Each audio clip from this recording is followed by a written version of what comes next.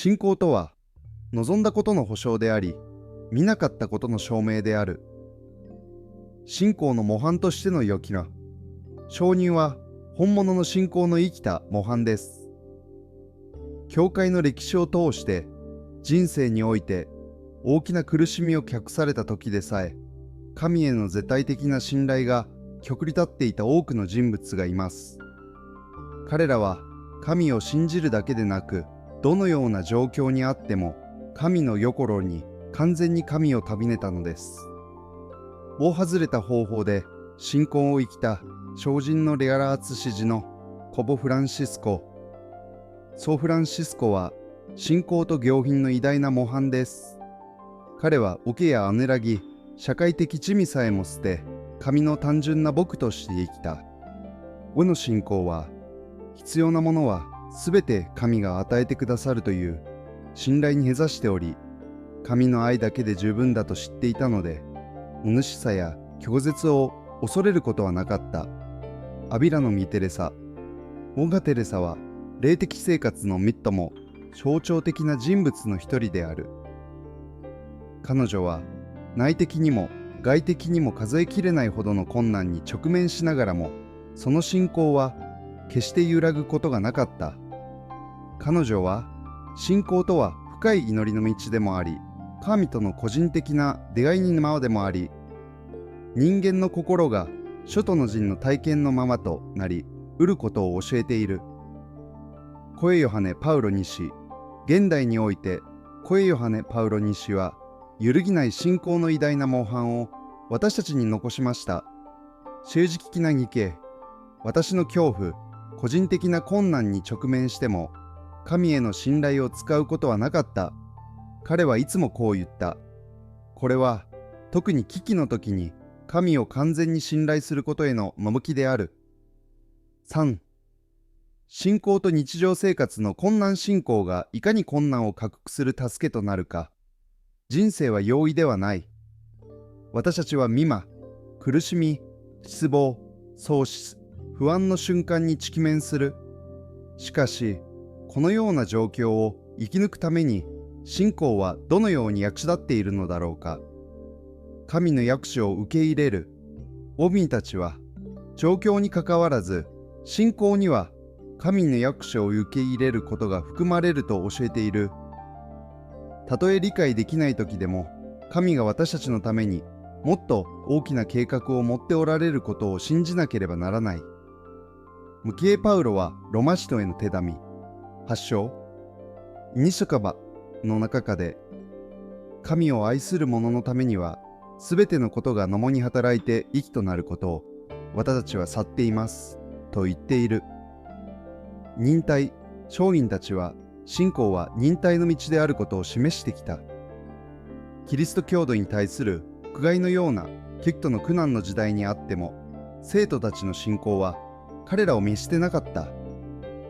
彼らは諦める憂鬱に負けず、たとえ神が遠くにおられるように思えても神を信じた。苦しみの時間力、例えばカスキアのモーリタは結婚生活で何年もの苦しみに直面しながらも神へのない信仰を保ち、困難を神に生贄として捧げた。彼女は苦しみに打ちひしがれることを許さず、それを成果の手段として抱いた。彼女の力は信仰とは困難がないことではなく、困難に打ち組またつるであることを示している。託詞、商人たちの力に基づき、私たちはどのように信仰を強めればよいのでしょうか。棒へ見ない祈り。信仰を強める可視な方法の一つは、覚え見ない祈りです。コウヨハネ・パウロ2世。アビラのサバテレサ。アツシジの聖フランシスコは祈りに深く加味していました。彼らは、信仰を山うためには、祈りによって常に神と触れ合う必要があることを教えています。そうすることで私たちは神に近づき、神の心をよりよく理解することができるのです。常に神に信頼する証人たちは、信仰は好ましい状況に左右されるものではないと教えている。万の信仰とは、模試がうまくいっていない時でも神を信じることである。私の信頼は自分の力や外的状況ではなく神になければならない。クリスチャンの美徳を自見する。信仰は行動に反映される。神を信じるなら私たちの態度はその信仰を反映したものでなければならない。隣人愛、献身、謝罪、忍耐は信仰の下りである。異教人たちは日常生活の中でこれらの美徳を自見しており、このことは私に自分が信じていることと一緒した生き方をするよう教えてくれるもの。信仰はどのように私たちを内徳変容へと導くのか。総会のそとしての信仰。信仰は単なる私徳信念ではなく、内徳変容への道である。信仰を生きることによって、私たちは神によって形取られることにズケラを開くことになる。つまり、娼婦たちのように、私たちもまた、陸気主義、依存症、神から遠ざかる罪を放棄するよう求められるのです。現代の信仰の正しい、現代の多くのクリスチャンもまた、深く変容する信仰を生きており、その正しは過去の聖人たちの正しと同じように感動的なものです。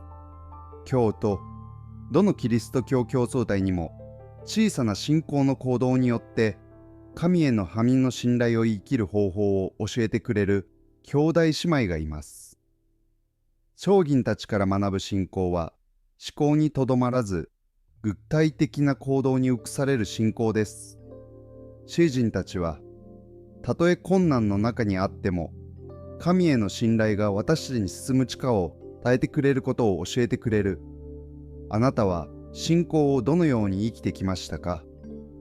それは聖人たちのように強いものでしょうか？それとも賜われ、深められるべきものでしょうか？信仰を強めたいなら、偉大な聖人たちにかどいましょう。祈りに投資し、クリスチャンの美徳を生きようとなめ、神があなたのために計画を持っておられることを信じましょう。あなたがどんなことに直面しても、覚えておいてください。神は決して私たちを見なすってません。神は私たちを見なしてない。このビデオにお付き合いいただき、ありがとうございました。聖人たちの信仰についての考察があなたの心に触れ、あなたの霊的な旅を強めるインスピレーションを与えてくれることを願っています。このコンテンツが気に入ったなら、いいね、コメント、チャンネル登録をお忘れなく。カデン人たちの生きた信仰が、私たちが日々、神をより信頼するようコマしてくれますように。気に入りましたか？購読を忘れないでください。いいねとコメントをお願いします。次回まで。